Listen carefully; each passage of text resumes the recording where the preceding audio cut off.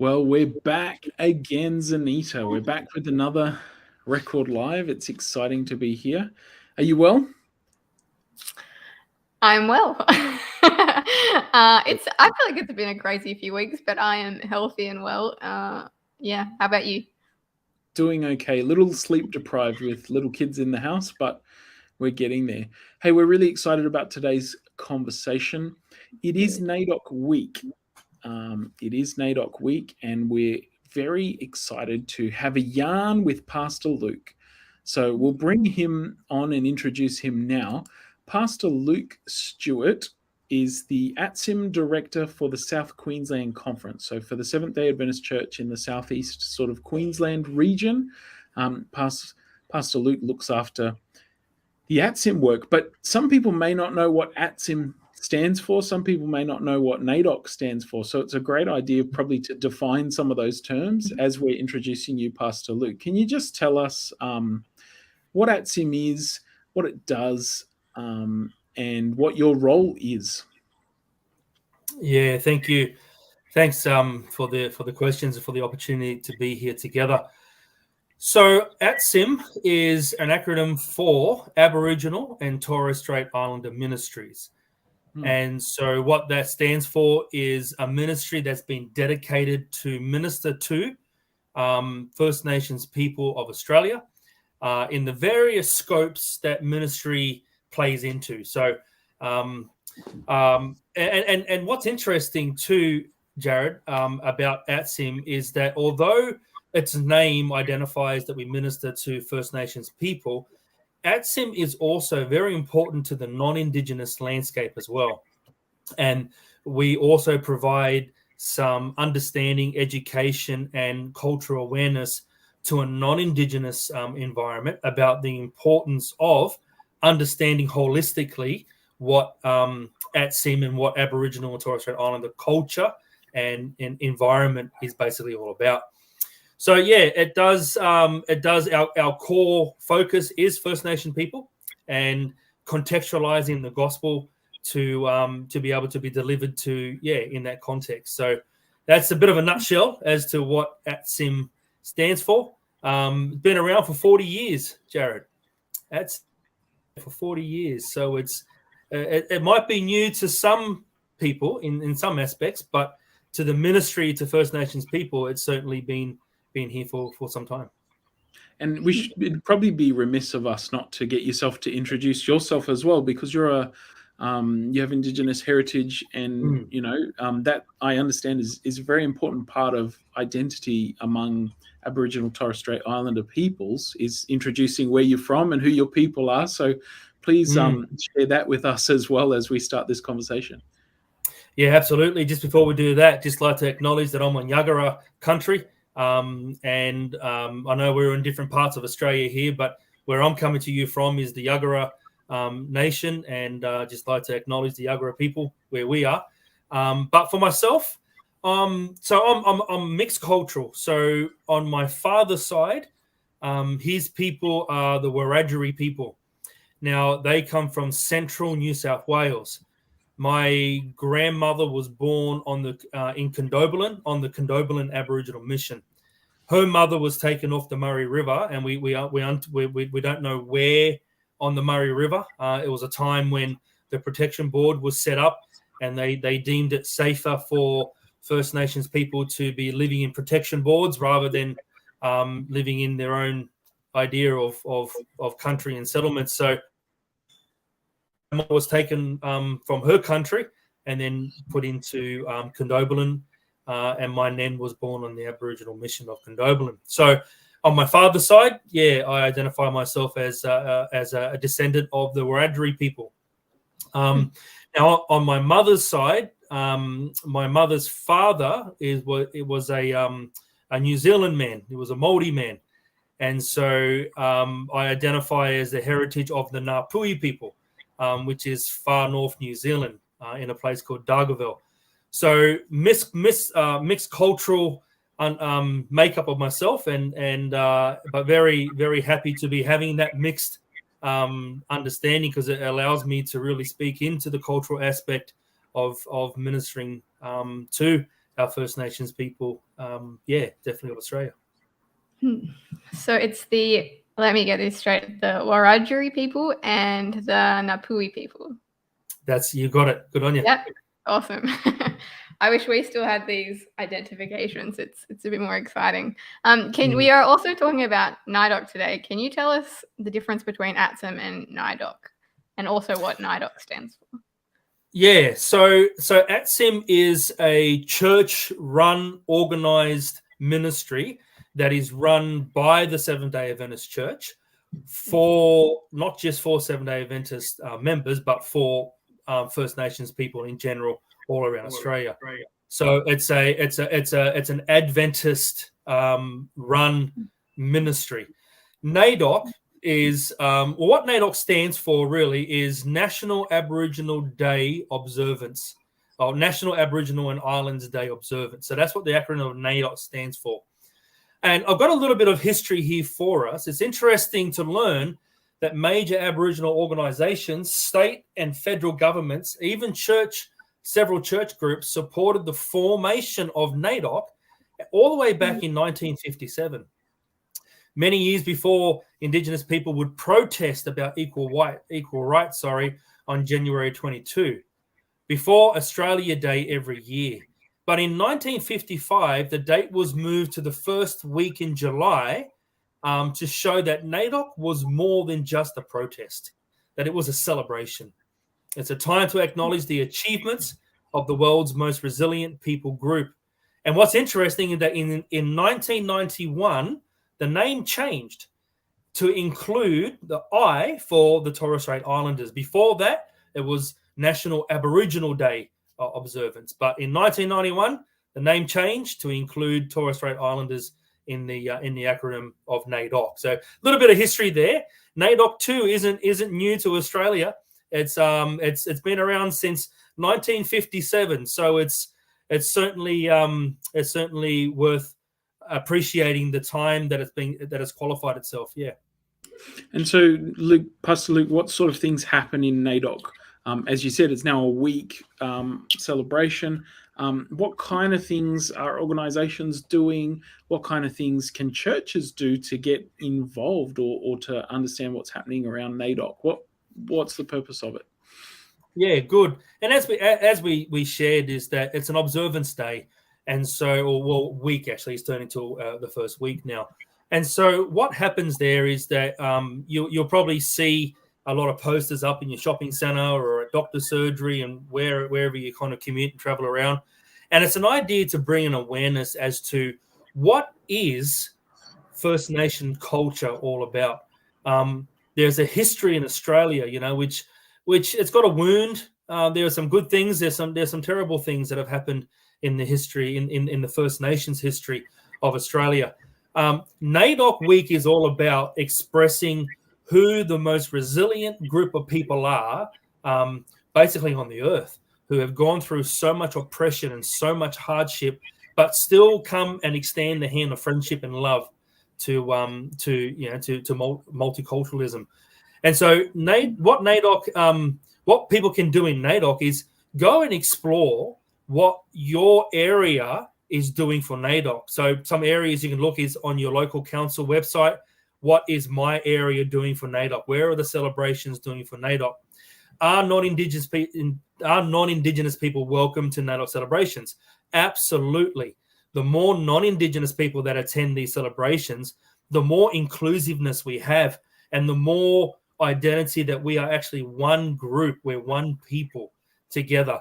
Yes, we have a diversity of culture and language and understanding, but we actually are we're one people that can celebrate Australians, First Nations people. So, yeah, what are some things you can do? Our organisations, our churches, our sanitariums, and other things. We can hold NAIDOC morning teas. We can have flag raising ceremonies. We can get our elders to come into our places, our entities, and talk about the local Indigenous people, the history, the rich culture, the language, the food, some of the history stuff there that really doesn't really come forward, we can appreciate that time.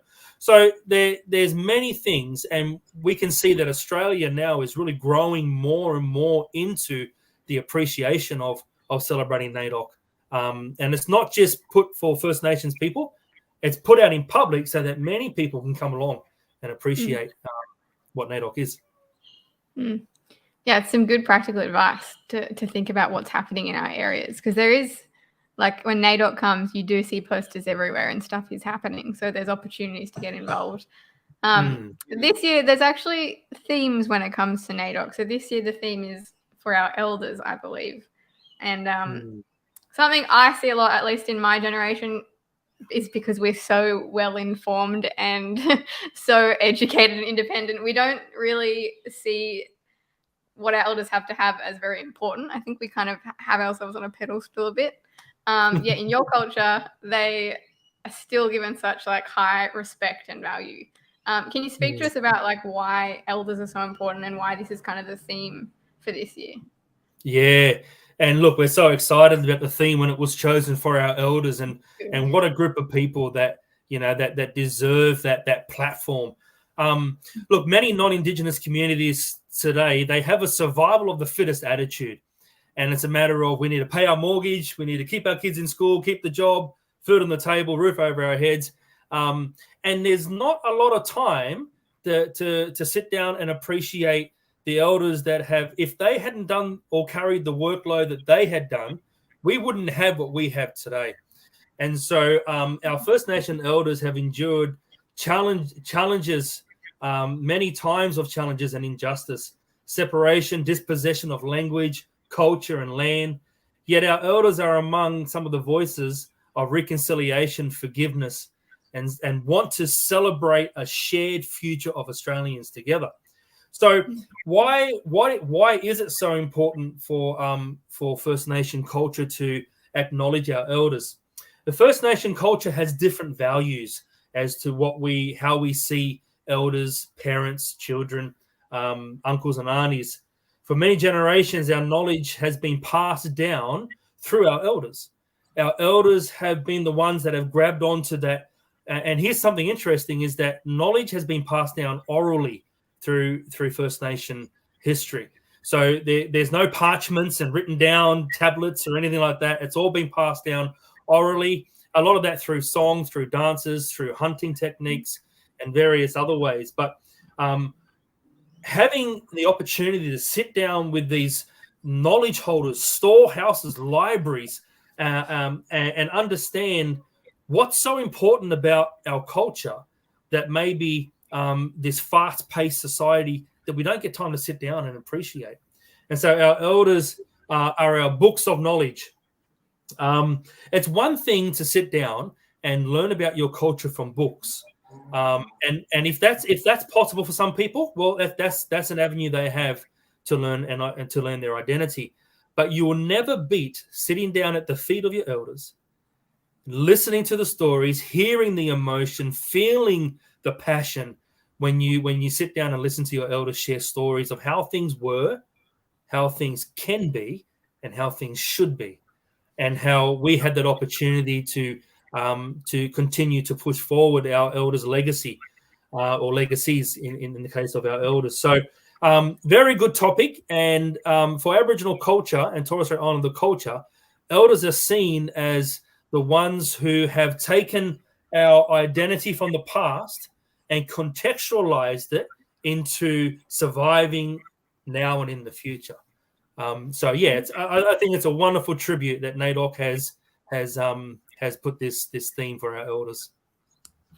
And it seems to be a biblical theme as well. Like the Bible talks a lot about remembering where we've come from, and respecting your elders, honor your parents, your mother and your father, and you'll live long in the land. It's a commandment with a promise. But before we talk, and I'd like you to unpack that a little bit, sort of how biblical this theme actually is, just as a pastor's perspective, like what we can do perhaps to love and respect our elders better. But as you were just sharing, with the passion coming through of why this theme is so important, I'm just interested, can you name, because I think this is a good opportunity to honor elders perhaps in your life? Are there some people you'd like to name that have had that role for you that you've learnt from, for your culture, your faith, or whatever it happens to be, to just have that opportunity to pay your honor and respect to those people that have done that for you? Absolutely. So the first person that comes to mind is being a Maori man, married into Adventism when he came to Australia, fell in love with an Australian woman, and fell in love with the gospel of Adventism, the three angels' messages. And I can remember sitting with him, and he was just remind us of how important it is to acknowledge your culture, but Jesus will always trump culture. And speaking of from a proud Māori man, Maori man for those, he put it very clear that yes, we love culture, but God should always be first, and God will always be above culture. So I'd like, and his name was Robert Bergen, and my grandfather. But then on my father's side, I think of my uncle Tommy Stuart, he's looking after all of our family tree, and he's just a library in himself, and making all those connections with our cousins, our relatives who have been distant over time.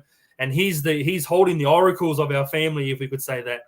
And so he's actually chosen me now to be the one that takes on this opportunity of holding the knowledge of our family and passing it down through my sons and through our family. So my uncle Colin Stewart, or Tommy Stewart we call him. And then Mark Ingram, he's another uncle of mine on my dad's side. He's another knowledge holder, and holding on to him and getting him to pass down all the knowledge and all the family connections that we have there. So without this leadership of our elders, who are very cultural men, but understand that without family, culture's lost anyway. And so family is really important to stay connected and stay together through. So so there's just a couple of names that I'd like to just put out there, so my grandfather's passed on. He's waiting for the Lord to return. My two uncles are with us. One's very sick, but they're still with us at this stage. I think it's a good opportunity to take that time to acknowledge them. But the biblical side of things. Tell us a little bit about that theme playing out. You see it as a biblical theme as well? Well, absolutely. You don't have to go too far in the scriptures before you're always reminded about respect. You're always reminded about how God views how we treat our old people. And God edged it in stone about something we should never forget, how we treat our parents. Now, our elders are still our parents. My grandparents still spoke into raising me. My uncles still speak into raising me. And so another thing that's biblical too is that Jesus would also reflect on voices of the elders from the past. How many times would Jesus refer back to Abraham, Isaac, and Jacob, who were known as the elders of the Israelite people? Moses, an elder of the Israelite people. And so even though we believe that as Christians, our elders who have passed are sleeping and waiting for Jesus, their voices still carry forward through written word, through stories, through ceremony. Their voices are still heard, and we still use them. And Jesus made a point to remember how important Abraham's work was and how that came down through the ages. Remember, Jesus said, Abraham saw my day and was glad. And so he refers back to the elders, the leaders of the time, and how important their role was. It's very similar to Aboriginal culture today.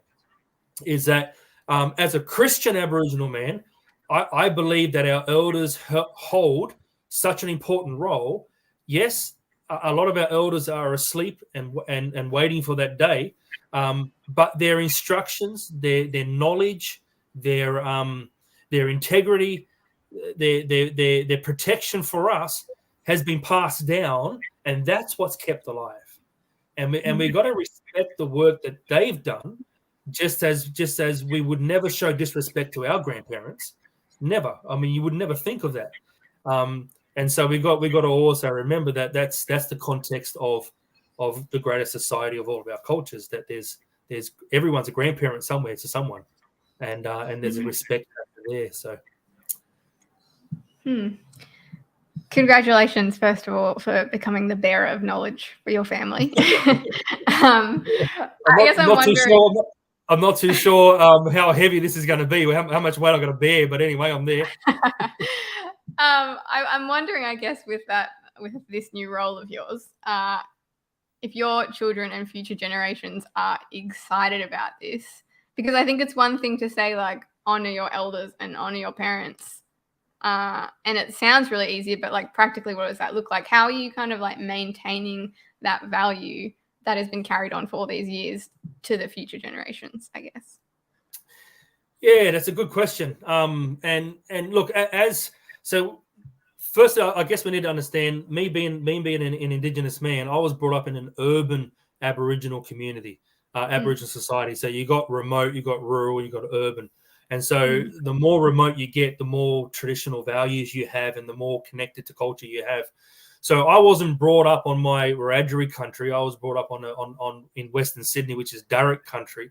And we still had values. We still had meetings with our uncles and with our aunties and stuff. But as far as the cultural practices, that the urban aspect through, and we can say through a colonial damage or colonial oppression, a lot of that was taken away and a lot of that was removed. And so an urban Aboriginal is someone who identifies an Aboriginal, and we get our connection through our family trees. We get our connection through returning back to our countries and connect with family, culture, and respectiveness there. So the idea of me being able to be passed down this responsibility, I guess the first thing that my uncle said to me is that you need to get our family back together.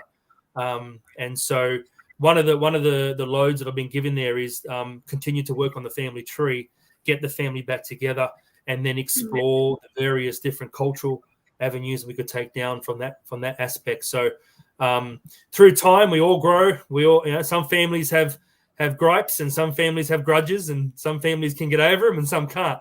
And so all families are made up of different personalities. So so we get to bring that down, get to hold those and build the family back together to be a strong unit. And I guess the different uncles and aunties that have held on to what culture that they've been passed down, that's very important to make sure while they're still breathing that gets passed down to our next generation, so we don't lose what's already been taken. We've got bits and pieces of stuff. We don't want to lose everything. Sounds very intentional. That's what I'm hearing. Yeah, absolutely. Pastor, thank you for sharing some of that personal family connection. I really appreciate that. I'd like to pivot a little bit to look at some of the work you've been doing in South Queensland for ATSIM, because I think I've heard briefly from yourself about some of that stuff that you've started to do, and it sounds very exciting, and again, very intentional. What is the work that you've been doing lately, and how does that add value to the church? You mentioned, I liked your emphasis early in our conversation about ATSIM's not just for Aboriginal and Torres Strait Islander people, because I think in the church we can often silo different ministries or different emphasis, and that's for them, this is for us sort of mentality in any sorts of ministries. But I think it's really important to understand ATSIM, the work they do can serve the wider church, but what kind of work does that look like for you on a day-to-day basis? What are some of the things you're working on seeing come to fruition in South Queensland? Yeah, good question, and thanks for the opportunity. We've had an opportunity to develop a resource which is called the Reconciliation Week of Prayer. Now, the intention of this is to bring a concept of the importance of ministering to First Nations people in the context of a non-Indigenous landscape, or even so in the context of a non-Indigenous language. And so what we've done is that, and with a few friends that I've asked to be a part of this, is that we've developed a week of prayer that we will go to a church and we'll say, hey, look, here's a week of prayer that's talking about the elements of what reconciliation is all about with First Nation people. And so you'll have all these headings. There's 7 headings in total, and which coincides with the 7 days of the week. And each day there will be a topic that the church group will read through, and it's all Bible verses included. They'll grapple with it as they read, and then there's 4 or 5 grappling questions that they should conversate about, and then also pray about together as a church. Now, some of these questions are stuff like equality and equity, race relations, our response to reconciliation as Christians, just to name a couple there. And so what that does is that massages into the church at their time and their pace to say, hey, you know what? The ATSIM ministry isn't just for ATSIM to be everywhere and across everything on their own. That we as Seventh-day Adventists, we actually have a call into this ATSIM ministry. And you know what qualifies non-Indigenous to have this call? Is that it's a ministry about people. And it's so important that we don't forget that, because sometimes we can label ministries and we miss the identity of our ministries. Aboriginal and Torres Strait Islander Ministries is about people. And it's about people that have been marginalized, people that have been oppressed, and people that have had the wrong picture of the gospel presented to them. And so having resources such as this Reconciliation Week of Prayer, I strongly believe it's going to break down strongholds, it's going to break down stereotypes, and it's also going to demyth a lot of things about First Nations people, culture, entering in to the Seventh-day Adventist Church. What are we opening the doors to? What's going to come flooding into our churches if we start ministering? Well, so and that's where we've had a couple of churches that are at the stage that are ready to grapple with a resource such as this. And it's such a new resource that we're measuring data now as we go through our various churches to say the effectiveness of this in a non-Indigenous landscape, and the possibility of taking this further and wider, for Australia. So another area that I've been absolutely blessed to be a part of is our South Queensland Education Department. Now, I'm not too sure how familiar you or your listeners are to the Uluru Statement. We've probably heard a lot of this over the news lately with the theme of the hour, which is the voice to Parliament. And so the Jack Ryan, who is our South Queensland Education Director, came to my office and said, hey, we've got this milestone to meet. Our schools have to be culturally aware of things. We have to be moving towards a RAP, which is a Reconciliation Action Plan. Pastor, we need some help. So over the last 3 years, we've been working on providing cultural awareness training to all of our schools. And the South Queensland ATSIM department has developed a roadmap. And the roadmap is designed to take our schools from point A right through to developing a RAP. And this has been such a blessing to our schools. We don't have time to go through the whole roadmap, but some of the really good points of the roadmap is that on the second stage of the roadmap, we actually introduce a traditional Aboriginal elder of the country where that school is on, and we connect them with the school. Now, what that does is that the elder, the Indigenous elder, and the school, they journey together throughout the rest of the roadmap. And the school isn't isolated with cultural needs, and the elders are not only invited in for tokenistic things, but they're part of the journey from the very beginning. And so we find that in the number of schools that we've been managed to connect with elders, the relationship has been beautiful. The knowledge that they've learned has grown, and the awareness has just permeated through the school, where we've got schools now that are safe places for Indigenous families to say, I feel confident my kids, can go here, have a Christian upbringing, but not deny who they are. And their schools actually celebrate. One of the beautiful things that we're realizing here is that schools are celebrating Aboriginal culture outside of Reconciliation and NAIDOC Week, because it's not something that's tacked on. It's become systemic in their core value system. And that's something that we're happy, because it's a 3-year journey we're on so far. We've only scratched the surface. We've got so much more to do, but we're just so blessed to be connecting with community in these different areas of ministry in South Queensland. Yeah, it sounds like you're covering important topics, and it's awesome to hear that you're creating those safe spaces. Most of our listeners here on Record Live are Adventists. And so when it comes to either the school ministry or the week of prayer, where can people go to like get involved, or what can they do to jump on board with that? With ATSIM. So, well, every conference has an ATSIM director, and so if your viewers are listening from South Queensland, please get in contact with me through the South Queensland conference. Just find that number. Get in contact with me. But if you're listening from different places around Australia or wherever else your viewers are coming from, it's a matter of getting in contact with your local ATSIM director, and then tapping in to see what are some of the things that the local ATSIM department are doing. We're just sharing what we're doing in South Queensland, just because you've got the South Queensland ATSIM director here. But if you had other directors from around Australia, you'll be hearing about the wonderful things that they're all doing as well.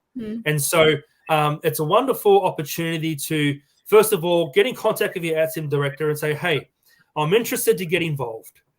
Is it possible? Can we get this reconciliation week of prayer that Pastor Luke is using in South Queensland? Can we use that? Can we grapple with that to gain a better understanding? I guess that's probably the starting place. Ask those questions, invite the directors to come around, even to you personally or to your church, and start a conversation about where things could go. I'm a little bit sad because we've run out of time. It's flown by. This show, half an hour's gone just like that. I really want to thank you, Pastor Luke, for the work that you're doing with ATSIM and for taking some time out of your schedule to join us today. I think it's really important. We've put the ATSIM website in the comments there, so people can go check out more. I believe there's some of the different conference directors and different contact numbers for people to get in touch with those people. It's been a really interesting and eye-opening conversation today, and I think as you say, it's just scratching the surface. We're just starting to grapple with these things, but we're really glad that people like yourself are working so hard in some of these spaces to help educate and inform the rest of us, and to share the good work that ATSIM's doing. So really appreciate having you on. God bless your ministry, and we'll have to get some more ATSIM representatives on to unpack, because we hardly got to do much today. But hopefully maybe you'll like to come back later in the year, or we'll get others on to talk about the voice and some of the other Indigenous things that are happening in Australia at the moment, some of the conversations that are being had. So thank you. Ken, who was watching, also wanted to say thank you today. So he's enjoyed the program. So just before you do press the record button, stop. I just want to have a little plug to say that in January next year, we're having our national ATSIM camp. It's held in Gordonvale, which is up Cairns Way. The website will have information about that. And if you want to know more about the Ministry of ATSIM, what better place to learn about it than in a national ATSIM camp, where you have Aboriginal and Torres Strait Islander people represented from all around Australia in the one place at the one time. And so, if you really want to come and see what it's like, best place to come along. We'd love to see you there. Sounds awesome. Well, God bless everyone watching, and you, Pastor Luke and Zanita, thank you again, and we'll see you all next week. No worries. God bless you all.